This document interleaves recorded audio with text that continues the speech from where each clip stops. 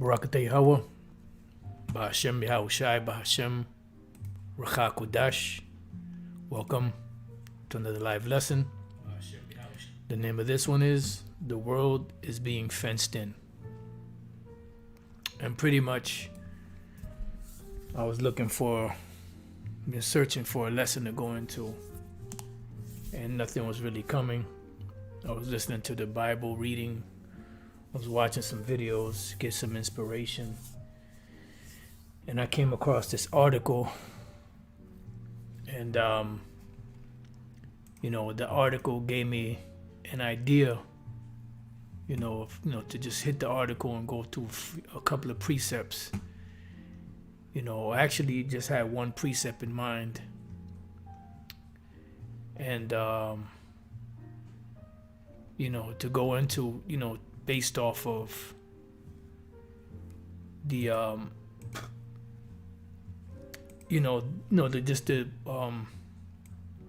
the article itself. And pretty much as I was doing that, I ran across this lesson here that the brother from Philadelphia was doing. It's called Definitive Lesson Ivy Leaf Dionysius Greek English Bible. So I guess he was reading this is the Septuagint. He was reading the third Maccabees about the ivy leaf, and he was going into some of the Greek words, and the Greek words that he was going through, one of them lined up with the Karaks in the book of Revelation 13:16 on down.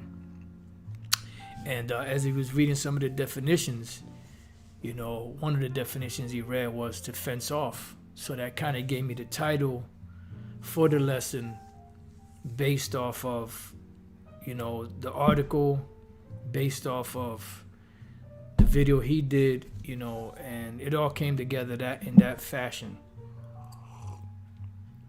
So now what I did was I looked up the word fenced in, meaning restrict or confine someone, as in he wanted to take on more assignments but was fenced in by his contract.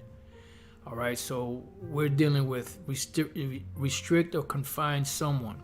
And this is why I showed you this picture at the beginning, which is a still from the movie Escape from New York.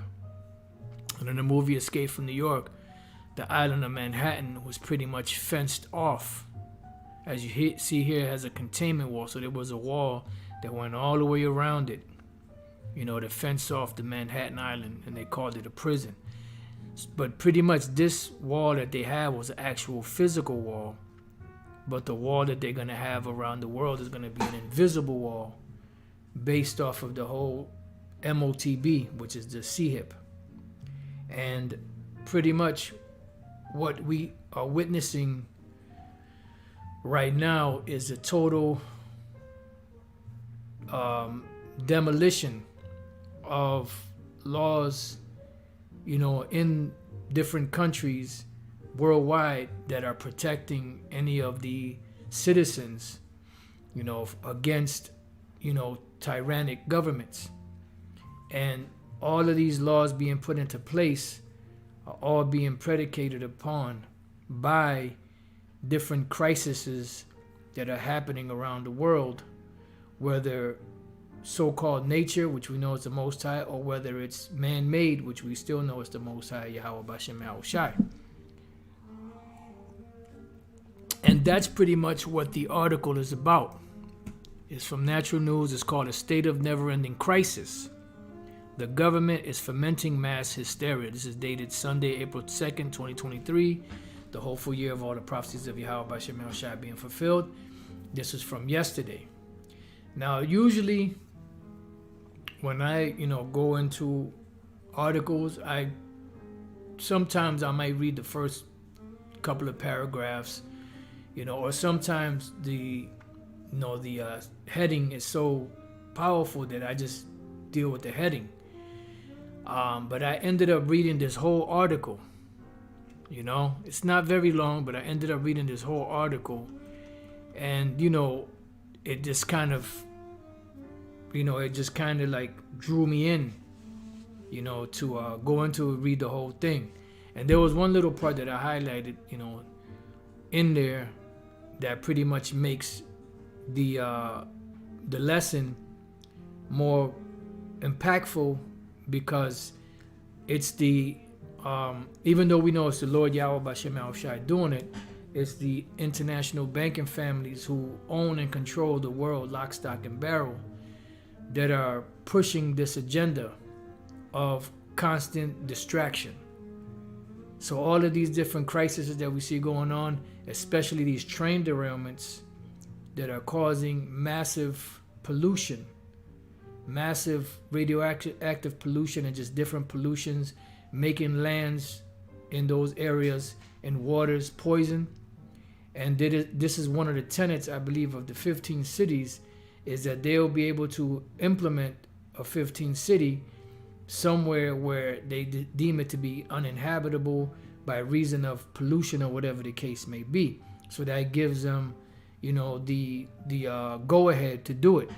You know, and I forget where I read it at or heard it from, but this is like one of the pretenses, you know. So let's read some of this article. Only one precept came to mind. If something else comes to mind, I'll go through it, Lord's will. But a state of never-ending crisis. The government is fomenting mass hysteria. Natural news. We have become guinea pigs in a ruthlessly calculated, carefully orchestrated, chillingly cold-blooded experiment in how to control a population and advance a political agenda without much opposition from the citizenry.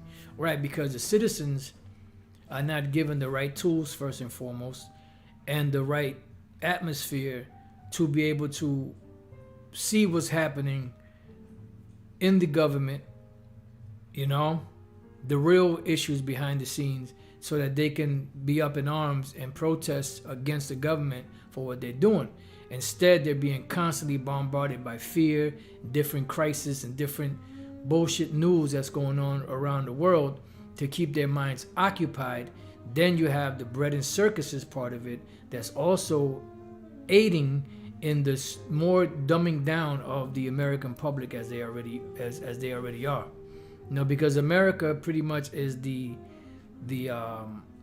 America is the capital of the world. This is the capital of Babylon and the capital of the world. It says, and it gives you who did the article. This is the mind control in its most sinister form. With alarming regularity, the nation is being subjected to a spate of violence that terrorizes the public, destabilizes the country, and gives the government greater justification to crack down, lock down, and institute even more authoritarian policies for the so-called sake of national security without many objections from the citizenry. Now, we use this scripture in the book of Daniel, the 8th chapter, right, to make a point, because the things that were written aforetime were written for our learning. But this particular chapter here is dealing with the Medieval Persians, and it's dealing with the Greeks, and specifically it's they're at a point dealing with the little horn, is dealing with Antiochus Epiphanes. So when we read Daniel 8:25, we have to make mention of that, because that's how we qualify it.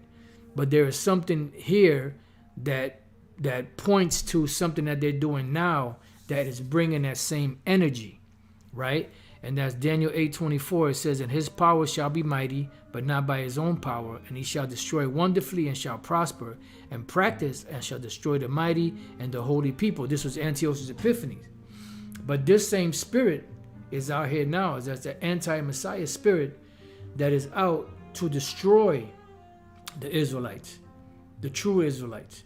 You know, now I was watching Elder Yashwanba's video earlier, and he brought out this precept, you know, which I've heard before, we've hit before, but, you know, it's not one of those scriptures that are brought up a lot, but in these times, it's really, you know, impactful,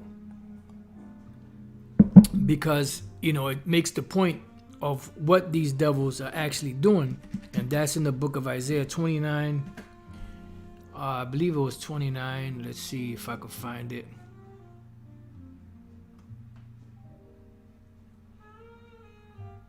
Right here. 29:21. That make an offender for a word, and lay a snare for him that reproveth in the gate, and turn aside the just from a thing of naught. And this is what the international banking families that run the world are doing through their manipulation and control of the money system.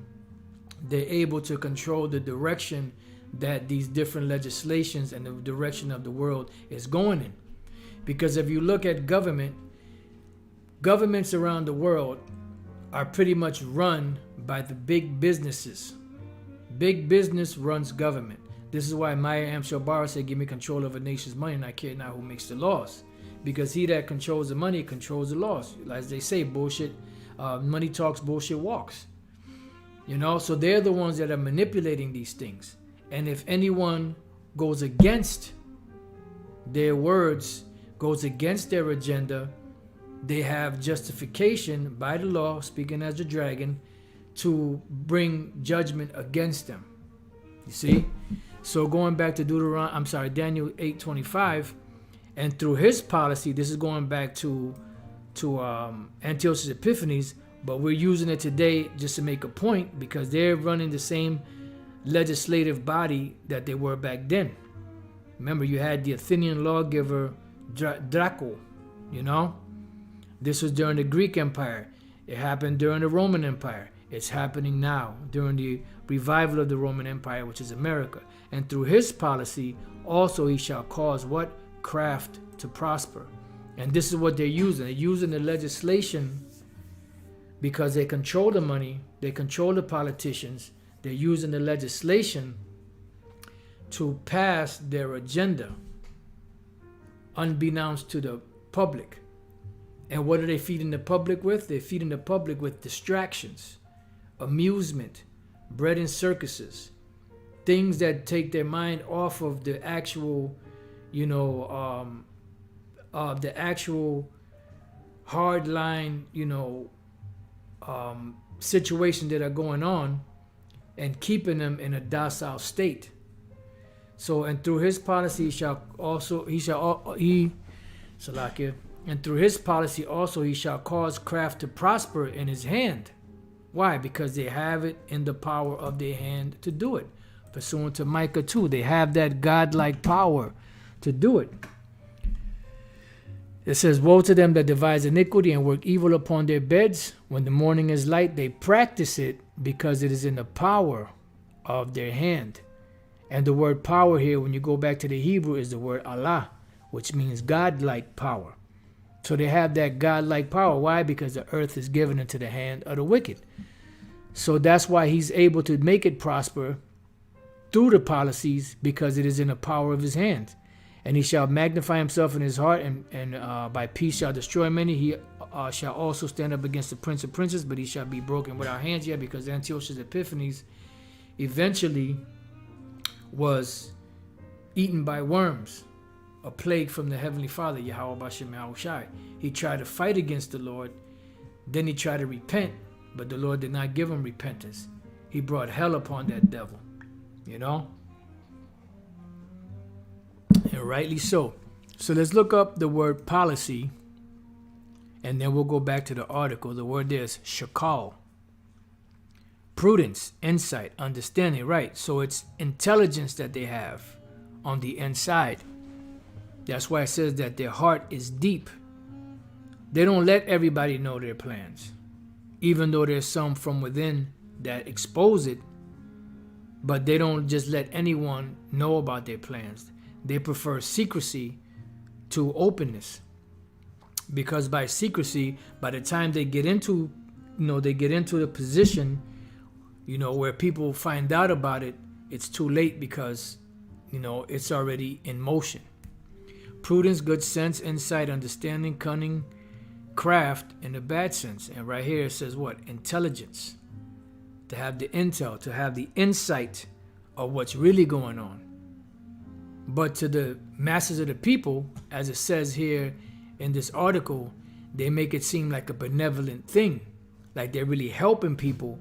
But the helping people that they're doing is really helping their agenda forward with the pretense of helping the people. So it says, and gives the government greater justification to crack down, lock down, and institute even more authoritarian policies for the so-called sake of national security without many objections from the citizenry, right? Because they're distracted. This is all part of the deep state's master plan. Ask yourself, why are we being bombarded with crisis, distractions, fake news, and reality TV politics? Yes, he said reality TV politics. Because politics or politicians and that whole spiel that's going on, the Trumps against the Bidens and the Bidens against the Hillary Clintons and this, and the Kamala Harris and all of that is nothing more than reality TV. And this is what the people that wrote this article are painting it in that narrative, and that keeps the people intrigued. Then the distractions, the bread and circuses, then the crises and the different things happening, whether it's the C19er and all of that stuff. It's all part of the fear tactics and the distractions to get into place their agenda. But they're only going to go so far with their agenda, as the Lord says. We're being conditioned like lab mice to subsist on a steady diet of bread and circus politics and endless spate of crisis. Right, because they know that in order to control the world, they have to manipulate the minds of the people. It says, caught up in this crisis of the now, the average person has a hard time keeping up with and remembering all of the events, manufactured or otherwise. And you see that a lot of things are happening, which occur like clockwork in order to keep us distracted, deluded, amused, and insulated from reality. All the while, the government continues to amass more power and authority over the citizenry. And that's what it's all about. It's all about raw, naked power.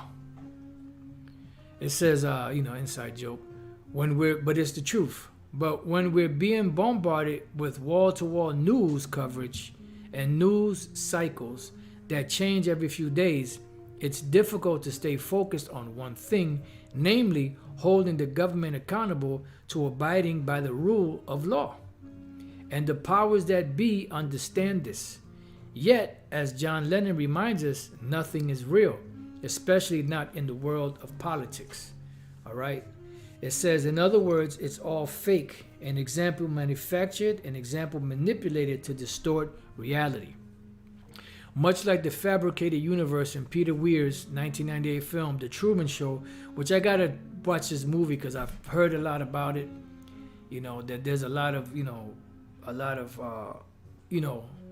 insight to what's going on today, within that show, but I've never watched it myself. I was watching some snippets of it earlier, and I kind of understand where they're going with it, but I haven't watched it. So it says, in which a man's life is the basis of an elaborately staged television show aimed at selling products and procuring ratings.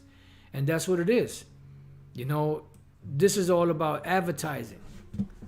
So what they're doing is they're pretty much advertising the New World Order, but what they're doing is they're distracting people. Okay, the brother said The Truman Show is incredibly good. All right, everyone needs to watch it. Lord's will, I'm going to check it out. The political scene in the United States has devolved over the years into a carefully calibrated exercise in how to manipulate, polarize, propagandize, and control a population. It's all about control. And I'm not talking about Janet Jackson, but it's all about control. This is the magic of the reality TV programming that passes for politics today. And that's exactly what it is. When you see Donald Trumps and your Bidens and your different presidents and president-elects or different, nominees going at each other's throat, it's all propaganda. It's all a smoke and mirror show. it's all reality TV. Oh, Barak Yahawah Sham. The brother said wow, that's the spirit was just thinking about that movie, listening to the spirit work on you, Apostle. Wow. Hey, Barak Yahawah Sham. It says, as long as we are distracted, entertained, occasionally outraged, always polarized by largely uninvolved, and content to remain in the viewer's seat, will never manage to present a unified front against tyranny or government corruption and ineptitude in any form. And you know, this is the views of these individuals because they're looking to better their situation here in America and around the world. But we know that in order for the kingdom to come, this place has to go down for the kingdom to be established so that righteousness can rule once again on the earth. So see, this is where we differ in opinions, and we differ based off of what the scriptures say. You know, these people are not looking at it from the perspective of the scriptures. They're looking at it from the perspective of, you know, being free, being self-sustained, you know, and the only time they use government is when their rights are being infringed and the government can help in that situation. Other than that, they want to be self-sufficient, you know, so they don't have the hope of the scriptures.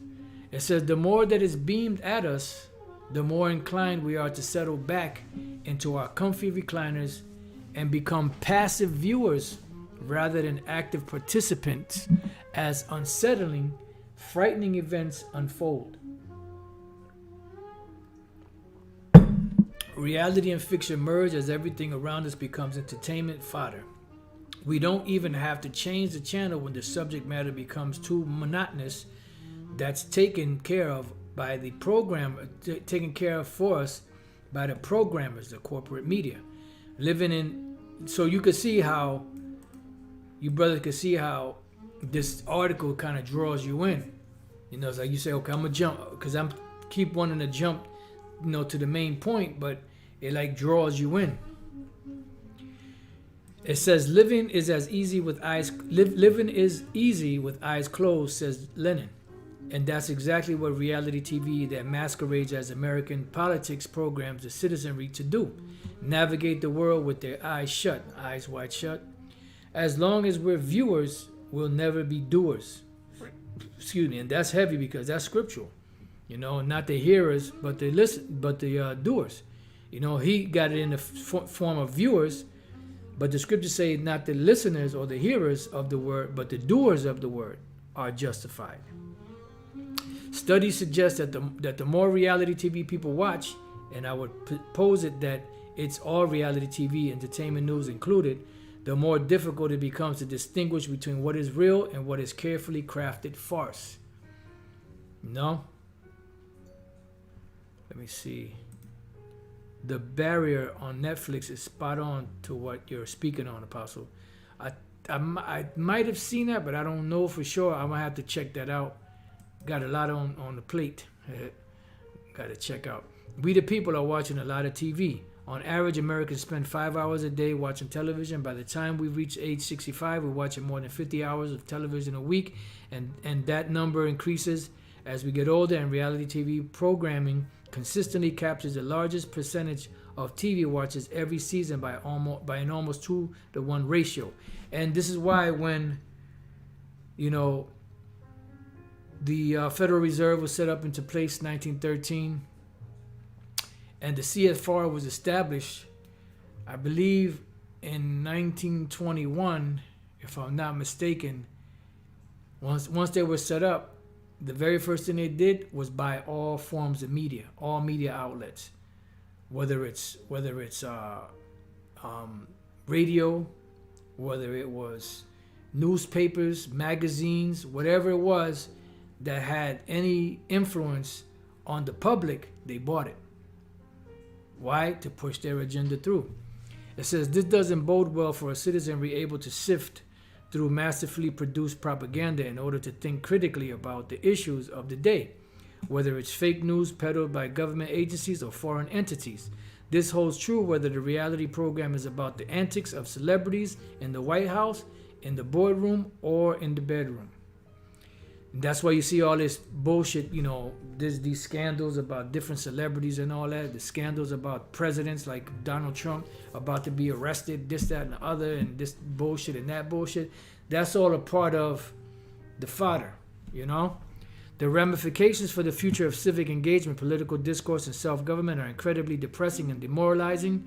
Ultimately, the reality shows, the entertainment news, the surveillance society, the militarized police, and the political spectacles have one common objective: to keep us divided, distracted, imprisoned, and incapable of taking an active role in the business of self-government. Why? Because they want everything to be they want it to be a smooth transition into the reset. Look behind the political spectacles, the reality TV theatrics, and the sleight of hand distractions and diversions, and the stomach-churning, nail-biting drama, and you will find there is a method to the madness. How do you change the way people think? You start by changing the words they use. And this is why you got something called PC, or politically correct, to where even when you do videos, you can't even say certain words or they'll clip your video. That's all a manipulation of words, you know? It says, in totalitarian regimes, aka police states, where conformity and compliance are enforced at the end of a loaded gun, the government dictates what words can and cannot be used. See? This is why you can't say certain things or they'll clip your video. So it's already here. The New World Order is really already here.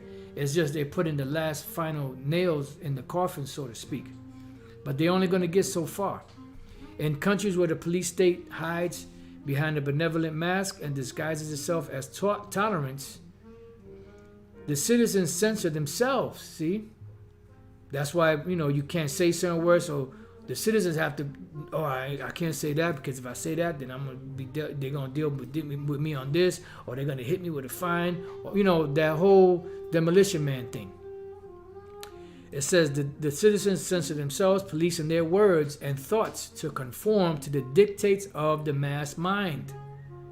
And this is what's happening. Everybody's being directed towards this New World Order agenda. Now, this is the point here.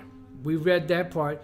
Even when the motives behind this rigidity, calibrated reorientation of societal language appear well-intentioned, right? Because they're saying, well, you know, the reason why we're doing it is because of this, because of that, so everybody can have a fair shake. And then if you don't know any better, you're thinking, okay, cool, no, this seems to be good. But it ain't. It's all about taking away, you know, from the rights and the freedoms of the people, especially the Israelites. I'm going to read a couple of these precepts. Ecclesiastes 14:5, he that is evil to himself, to whom will he be good?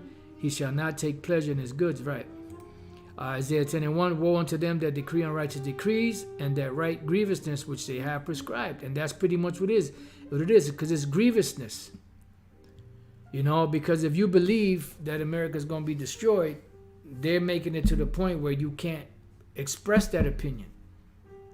If you believe that the Most High created male and female, they're making it hard for you to be able to speak about these things without being hit with a fine, without being hit with jail time, without having your videos clipped.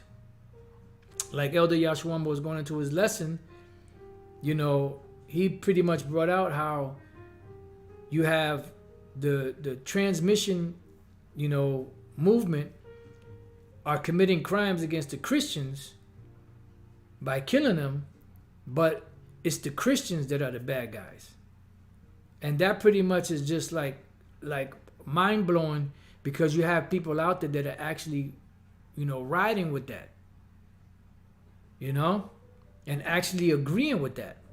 The brother said the Fed is rolling out digital currency bank to bank this week. Hey, there we go. It's moving. And this, perfect time. In 2 Corinthians 2:11, least Satan should get an advantage of us, for we are not ignorant of his devices. That's correct. And these are all part of his devices. So it says, even when the motives behind his rigidly calibrated reorientation of societal language appear well intentioned, discouraging racism, condemning violence, denouncing discrimination and hatred, inevitably the end result is the same. Intolerance, listen good, intolerance, indoctrination, infantilism, the chilling of free speech, and the demonizing of viewpoints that run counter to the cultural elite. And this is why you can't speak about the small liquor hats, you know. And this one, it was attributed to this so-called white supremacist. You know, they say Voltaire or some other guy said it, but it was really this so-called white supremacist, I forget his name, that said, you want to find out who controls everything, find out who you can't speak against. Just merely roughly paraphrasing. And that's who was, you know, that's really who said it, you know. Yeah, my brother said, evil E, too big to fail mantra. So that's pretty much what it is. At the end result is the same: intolerance, indoctrination, infantilism, the chilling of free speech, and the demonizing of viewpoints that have run contrary to the cultural elite.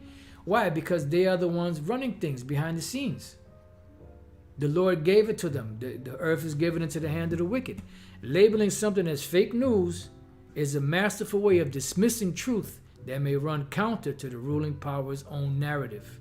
As George Orwell recognized, in times of universal deceit, telling the truth is a revolutionary act, which this was in the movie. I believe it was also in the book, if I'm not mistaken, but it wasn't George Orwell that came up with it. Pretty much it was somebody else, but they couldn't track down the actual person that said it. But it was brought up by George Orwell, and it was brought up in the movie 1984, which was based off of that. So it goes on to say, a populace that cannot think for themselves is a populace that is with its backs to the walls, mute in the face of elected officials who refuse to represent us, helpless in the face of police brutality, powerless in the face of militarized tactics and technology that treat us like enemy combatants on a battlefield. And this is why they've gotten people used to those terms like enemy combatant, you know, homegrown terrorism and things of that nature, because that is the whole ordeal. Is the ones that don't comply, demonize them, and naked in the face of government surveillance that sees and hears all. It says, as I made clear in my book Battlefield America, the War on the American People, and in the fictional counterpart, the Eric Blair Diaries, it's time to change the channel, tune out of the reality TV show, and push back against the real menace of the police state. And see, I pretty much read the whole thing, except for this part right here, because it draws you in. You know, so pretty much, you know, this is what they're pushing. But see, they're pushing the narrative of, you know, making a change by pushing against or pushing back. But we know that the sooner they bring it, the sooner the Lord will destroy them and set up the true kingdom on the planet Earth. And I'm gonna leave you with this precept and read a couple of verses here. I'm sorry, I don't know. I tend to do that. Psalms 10, I'll read a couple of verses. 10 and 1, why standest thou far off, O Lord? Why hidest thou thyself in times of trouble? Right, because the times of Jacob's trouble are coming. And it will get very bad out here. And Yahawah Shemel Shai Barak Thumb to all the sincere Akim, you know, if any apostles, elders, bishops, you know, sincere brothers, you know, are watching. You know, shalom to you and shalom to the sisters, the sincere ones, the very few that are still around. It says, the wicked in his pride doth persecute the poor. Let them be taken in the devices that they have imagined, right? Because when they do this, they're going to fall into that same pit that they dig. It says, for the wicked boasteth of his heart's desire, and blessed the covetous whom the Lord abhorreth. The wicked through the pride of his countenance will not seek after the Most High. The Most High is not in all his thoughts. This is why they want, you know, that's why there's such an attack pretty much on the scriptures. And they're using these different narratives of the transmission, community against the Christians because, like Elder Yahawah was saying, which is true, is they're pretty much attacking the Bible. And that's what they've been doing for years, because the people that are running the governments know that they're not the people of the Most High. That's why sometimes they'll claim to be Israelites, but then sometimes they'll claim to be Edomites, which is the truth. They are the Edomites. His ways are always grievous. Thy judgments are far above out of his sight. As for all his enemies, he puffeth at them. He hath said in his heart, I shall not be moved, for I shall never be in adversity. His mouth is full of cursing and deceit and fraud. But to the people, it sounds like sweet words, like it says in Psalms 55. Let's get that real quick. Psalms 55 and 21. I started 19. The Most High shall hear and afflict them, even he that abideth of old, Salah, because they have no changes, therefore they fear not the Most High. Right, because they're prospering. This is why that devil Harari would have the nerve. He's doing good. He's a mole. He's a small hat mole doing good. And he has no fear of the Most High. That's why he said we can piss off God as much as we want because now we have the technology to do this, to do that. We don't need him anymore. This is the mind of these devils. But you still have individual clowns, even among the Israelites that are trying to save these goddamn devils. We're the ones that need the saving, not them. They don't give a shit. They got an agenda. They got their marching orders from the Most High. And they're doing what they're supposed to do. That's why scripture say in Ezekiel 13, to save lives, the souls that should not die, and and to pretty much to make sad the souls that should not be sad, or something along those lines. That's you ninjas out there. He hath put forth his hand, and you're the worst kind, man. You're the worst kind. He hath put forth his hands against such as be at peace with him. He hath broken his covenant, right? Because he's promising everybody this, that, and the other, but really they ain't meaning to keep that.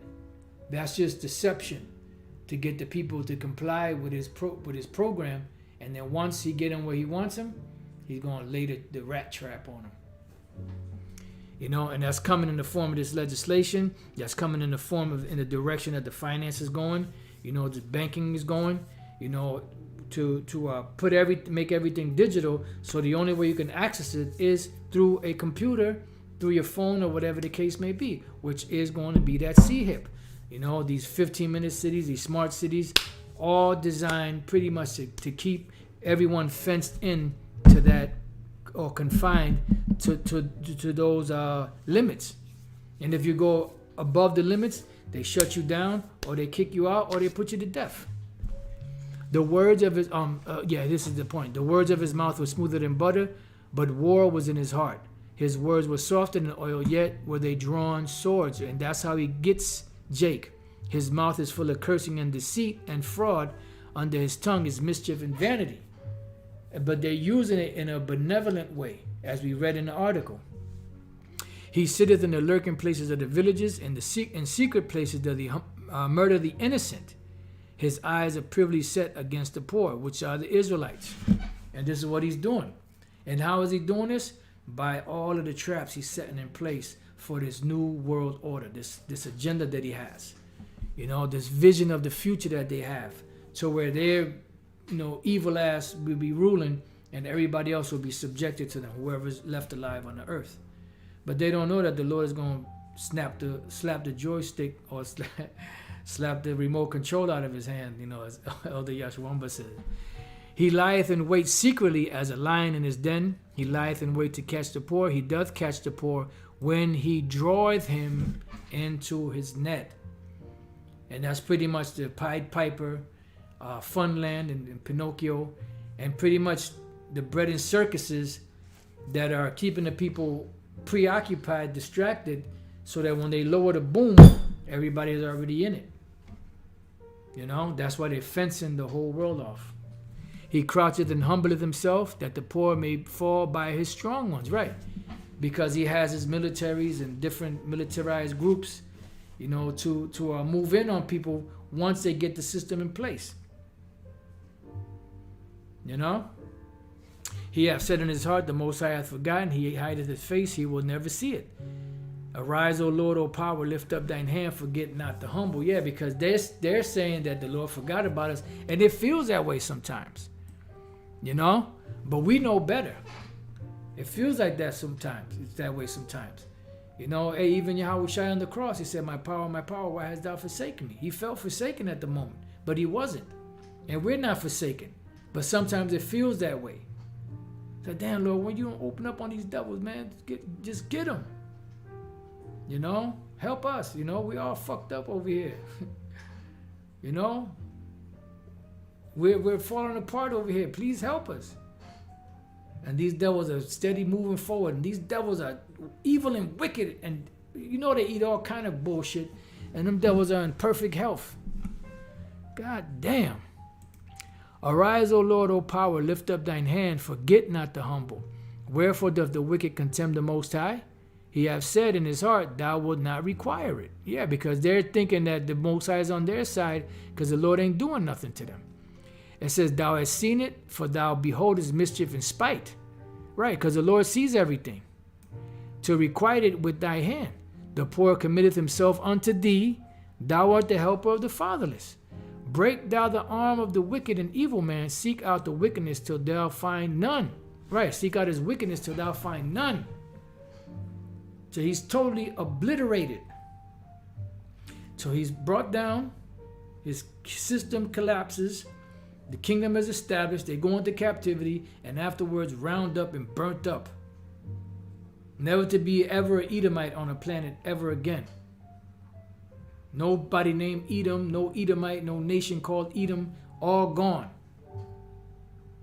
Now, what the Lord is going to do with their spirit, we don't know. I mean, it does make sense that he would bring them among the other nations, but we don't know because we know that the Lord ain't going to destroy the spirit because the Most High, that's part of his spirit. He creates good and evil, remember. The Lord is king forever and ever. The heathen are perished out of his land, right? Because Jerusalem shall be trodden down of the Gentiles until the time of the Gentiles be fulfilled.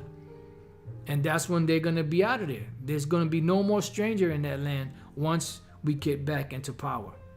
Lord, thou hast heard the desire of the humble. Thou wilt prepare their heart. Thou wilt cause thine ear to hear, to judge the fatherless and the oppressed, that the man of the earth may no more oppress. And this is what we're waiting for this devil not to oppress anymore. You know? So pretty much, you know, this has been, the world is being fenced in. You know, we read the whole article pretty much, you know, so I don't know. I mean, if brothers want to go back and read it again, maybe, you know, if you want to do lessons on it or, you know, maybe something else. Oh, in this video, I didn't watch the whole thing. I just watched part of it. Both of these are in the description box, I believe. No, matter of fact, this one is not. So what I'll do right now, before we close out, I'll go to the video, I'll edit the video, I'll put this in the description box, I'll save it, I'll go back to the channel and click on it, and it should be there. Yeah, so it's there. So when if you brothers want, you know, you could watch this brother's video. I got to finish watching it. Probably watch it again because I was catching some parts of it, and it kind of gave me the idea for the title for the lesson. So with that, I pray that you brothers and few sisters have been edified. To the next time I say shalom, the water for tuning in, and the water for you brothers for the precepts. Shalom.